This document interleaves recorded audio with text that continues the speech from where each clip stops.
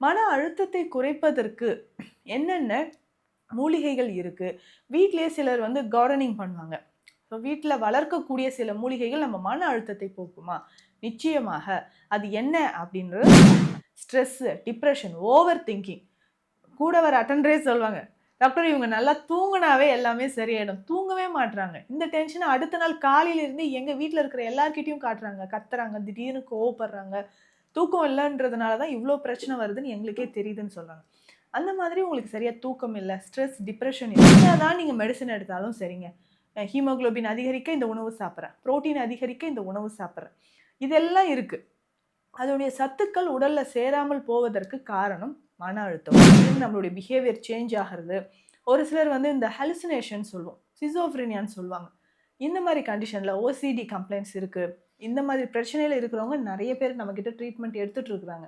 So இந்த ஓசிடிலாம் குறையறதுக்கான முக்கியமான ஒரு கருப்ப மருந்து தான். Welcome to Nitya's Varam, where ancient Siddha tradition meets modern healing. Experience the difference. வரம் நேயர்களுக்கு வணக்கம். நான் டாக்டர் நித்யா, சித்தா பிசிஷியன்.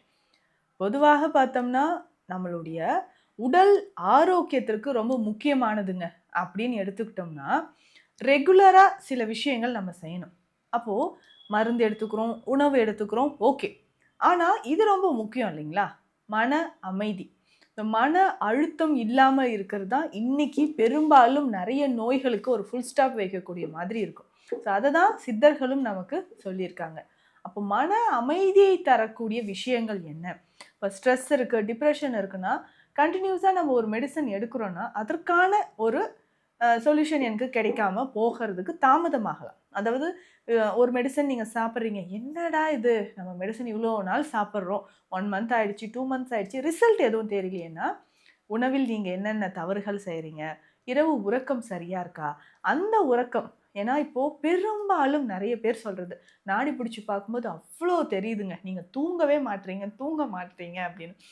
என்ன சார் தூங்கலையா, என்ன மேடம் நீங்கள் சரியாக தூங்குறது இல்லையா அப்படின்னா, ஆமாம் மேம், எனக்கு தூக்கம்ன்றதே கிடையாது. ஒரு 12 மணி, 1 மணிக்கு நான் தூங்க போறேன். முழிச்சுக்கிட்டே இருக்கிற மாதிரி இருக்கு. முகத்த பார்த்தாலே நல்லா தெரியும். நீங்க ஒரு 4, 5 நாள் தொடர்ந்து தூங்காமலே இருங்களேன். முகத்தில நல்லாவே காட்டி குடுத்துரும். முகம் சோர்வா இருக்கும். உங்களுடைய சருமம் பொலிவிழந்து காணப்படுது. ரொம்ப ட்ரையா இருக்கிறது.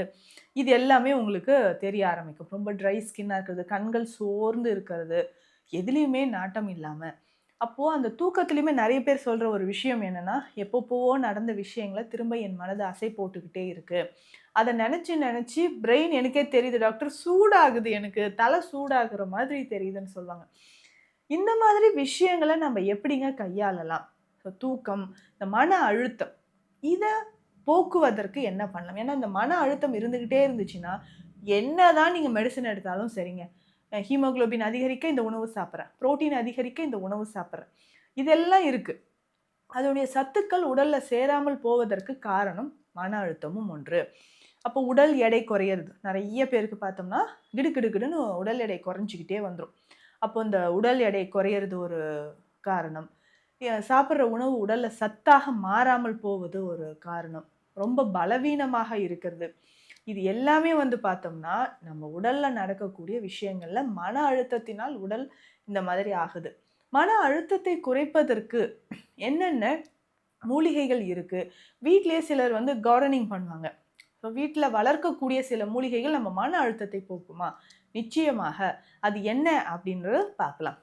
திருநீற்று பச்சிலை, துளசி இருக்கு இல்லைங்களா? அந்த ஃபேமிலியோட சேர்ந்த திருநீற்று பச்சிலை. இதனுடைய நறுமணமே நமக்கு தெரியும். ஸோ இறைவனுக்கு படைக்கக்கூடிய, சாற்றக்கூடிய மாலைகள்ல இது வைத்து கட்டுவாங்க. ஸோ இந்த இலைகள்ல முகர்ந்து பார்க்கும்போது மனதிற்கு ஒரு புத்துணர்ச்சி வரும் பாருங்க. அவ்வளோ புத்துணர்ச்சி வரும். உடலோட உஷ்ணத்தையும் இது வந்து போக்கக்கூடியது. இந்த திருநீற்று பச்சிலையை வீட்ல நீங்க வளர்த்துக்கிட்டே வாங்க.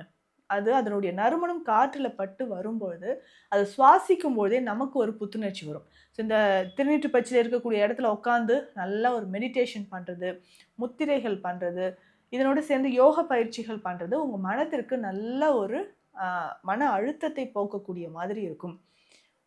இந்த இலைகளை 2, 3 இலைகள் எடுத்து நல்லா கசக்கி முகர்ந்து பார்க்கறது.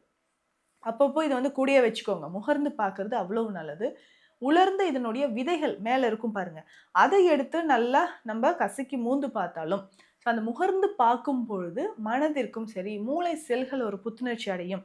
நீங்க ஒரு தாவரம் இது வச்சாலே அதனுடைய விதைகள் கீழ பட்டு, அடுத்தடுத்து புதிய தாவரங்கள் நெறையவே வளர ஆரம்பிச்சுரும். அவ்வளவு ஒரு தெய்வீக தன்மையும், மருத்துவ குணமும் நிறைந்தது தான். இதனோட விதைகளை சேகரிச்சு தான் நம்ம வந்து இந்த சப்ஜா விதைகள் அப்படின்னு சொல்லிட்டு நம்ம இப்போ இந்த சர்பத்ல நன்னாரி சர்பத்தா இருக்கட்டும், இல்ல மற்ற வகையான சர்பத் வகைகள்ல இது எல்லாமே சேர்த்து வந்து பயன்படுத்துவாங்க. தொடர்ந்து இந்த விதைகள நம்ம பயன்படுத்தும் பொழுது, உடலுக்கு நல்ல ஒரு குளிர்ச்சியை தரக்கூடியதாக இது இருக்கும். உடலுக்கு வந்து குளிர்ச்சி தரக்கூடிய முக்கியமான விஷயங்கள நரம்புகளை வலிமைப்படுத்தவும், மன அமைதி தரவும் இந்த திருநீற்று பச்சிலை பயன்படுது. தலை சுற்றல் இருக்கும் நெறைய பேருக்கு. காதுல வந்து ஒரு சவுண்ட் கேட்கறது, டினிட்டஸ் அப்படின்னு சொல்லுவாங்க. வெர்டிகோ அப்படின்னு சொல்லக்கூடிய வலி. இது எல்லாமே போக்குவதற்கு உங்களுக்கு திருநீற்று பச்சிலை பயன்படுது. ரெகுலரா இந்த என்ன பண்ணலாம் அப்படின்னா, இந்த இலைய நல்லா கசக்கி முகர்ந்து பார்க்கலாம். காது வலி இருக்கும்போது இலையை கசக்கி காதுல வந்து மேலோட்டமா வச்சுக்கணும். அந்த காது வலி இருக்கும்போதெல்லாம் நம்ம காட்டன் வைப்போம் பார்த்தீங்களா? அந்த மாதிரி இந்த இலையை 1 இலையோ, 2 இலையோ கசக்கி காது பக்கமா வச்சிடணும். இந்த மாதிரி நம்ம செய்யும் பொழுது, காதுக்கு உள்ள இருக்கக்கூடிய வலிகள், காதுக்குள்ள தண்ணி போயிடுச்சுங்க குளிக்கும்பொழுது, குளத்துல குளிச்சேன், கிணத்துல குதிச்சேன். அப்போ பார்த்தீங்கன்னா, எனக்கு காதுக்குள்ள தண்ணி போய் வலிக்குது, தலை நீரேற்றமா இருக்குன்னு சொல்லும்போது, இந்த இலைகள கசக்கி, சாறுலாம் காதுக்குள்ள விடவே கூடாது. நல்லா கேட்டுக்கோங்க. இலைகளை கசக்கி காது ஓட்டைய மறையிற மாதிரி வச்சுக்கோங்க. ஒரு 2 ஹவர்ஸ், 3 ஹவர்ஸ் வைங்க. அந்த தலைவலியோ, காதுல இருக்கக்கூடிய நீரேற்றமோ நமக்கு குறைய ஆரம்பிக்கும். சரிங்க. இதுக்கு அடுத்தது இந்த விதைகள தண்ணீர்ல ஊற வச்சு, நைட்டே ஊற வச்சு காலையில இத வந்து நம்ப கற்றாழை இருக்கு பார்த்தீங்களா? கற்றாழை சாறோடு, கற்றாழை ஜூஸ் நம்ம போட்டு, அதில இந்த விதைகள கலந்து நம்ம குடிச்சிட்டு வரலாம். அதிகமான உதிரப்போக்கு இருக்கிறவங்களுக்கும் இது பயன்படுது. இத தாண்டி மன அமைதிக்கு, டாக்டர் எனக்கு தூக்கம் வரல, ஸ்ட்ரெஸ், டிப்ரஷன், ஓவர் திங்கிங் கூட வர அட்டெண்டரே சொல்லுவாங்க. டாக்டர் இவங்க நல்லா தூங்குனாவே எல்லாமே சரியாயிடும். தூங்கவே மாட்றாங்க. இந்த டென்ஷன அடுத்த நாள் காலையில இருந்து எங்க வீட்ல இருக்கிற எல்லார்கிட்டயும் காட்டுறாங்க. கத்துறாங்க, திடீர்னு கோவப்படுறாங்க. தூக்கம் இல்லன்றதுனால தான் இவ்ளோ பிரச்சனை வருதுன்னு எங்களுக்கே தெரியுதுன்னு சொல்றாங்க. அந்த மாதிரி உங்களுக்கு சரியா தூக்கம் இல்ல, ஸ்ட்ரெஸ், டிப்ரஷன் இருக்கும்பொழுது, நல்ல ஒரு லெமன் டீ குடிங்க. இஞ்சி போட்டு, கொஞ்சமா துளசி இலைகள் சேர்த்து லெமன் டீ. லெமன வந்து நம்ம தோலோடயே கட் பண்ணி ஒரு சின்ன பீஸ் தண்ணீர்ல போட்டுட்டு, அதில ஒரு சின்ன துண்டு இஞ்சி போட்டு நல்லா பாயில் பண்ணி துளசி இலைகள் இருந்தா அதில போட்டு அந்த தண்ணீரை நம்ம குடிக்கலாம். இதிலேயே பார்த்தீங்கன்னா, முக்கியமாக ஒரு மருந்து. இந்த மருந்து பார்த்தீங்கன்னா, சித்த மருத்துவத்தில் நம்ம குடுக்கக்கூடிய மருந்து தான்.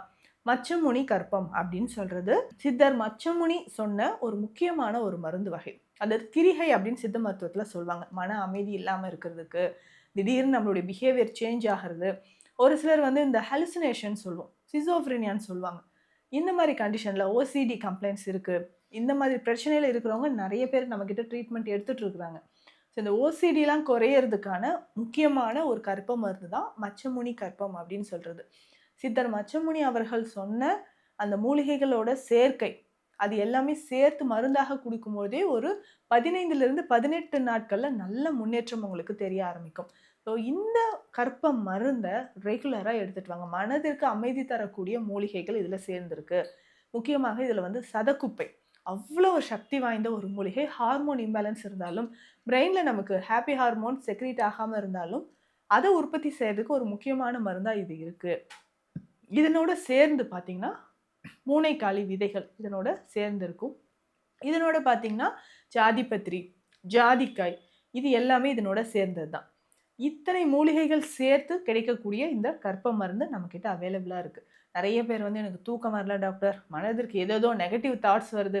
யார பார்த்தாலும் ஒரு சந்தேகம் உணர்வு, பய உணர்வு, அடுத்தவங்க எது பண்ணாலும் நான் அதையே ஃபாலோ பண்ணிட்டு இருக்கேன். யாரோ என்ன பத்தி பேசுற மாதிரியே இருக்கு. இவ்ளோ விஷயங்கள். லாஸ்ட் வீக் கூட ஒரு மேடம் சொன்னாங்க. என் பையன் நல்லா இருந்தான் மேடம். இப்போ திடீர்னு பார்த்தீங்கன்னா, இந்த ஃபோன் கால்ஸ்ல ஃபோன்ல என்ன யாரோ ட்ராக் பண்றாங்க. என்னுடைய ஐடியோ, இல்ல என்னுடைய பாஸ்வேர்ட் இது எல்லாமே வந்து யாரோ ட்ராக் பண்ற மாதிரி தெரியுது. எதுவுமே எனக்கு பர்சனல் டேட்டாஸ் எதுவுமே எனக்கு செக்யூர்டா இருக்கிற மாரி தெரியல. இதையே சொல்லிட்டு இருக்கான் டாக்டர் அப்படின்னு ரொம்ப ஃபீல் பண்ணாங்க. ஸோ அவர்களுக்குமே இந்த மருந்த நம்ம குடுத்துருக்குறோம். இந்த மாரி மனம் அமைதி பெறுவதற்கான வழிமுறைகளும் சித்த மருத்துவத்தில இருக்கு. மன அமைதி இருந்தா தான் அடுத்தடுத்து நம்ம செய்யக்கூடிய விஷயங்களோ இல்லை எடுத்துக்கக்கூடிய மருந்துகளோ உங்களுக்கு நல்ல ரிசல்ட் இருக்கும். இது தொடர்பான மருத்துவ ஆலோசனைகளுக்கு ஸ்க்ரீனில் இருக்கிற நம்பருக்கு காண்டாக்ட் பண்ணுங்க. நன்றி. Welcome to Nitya's Varam, where ancient Siddha tradition meets modern healing. Experience the difference.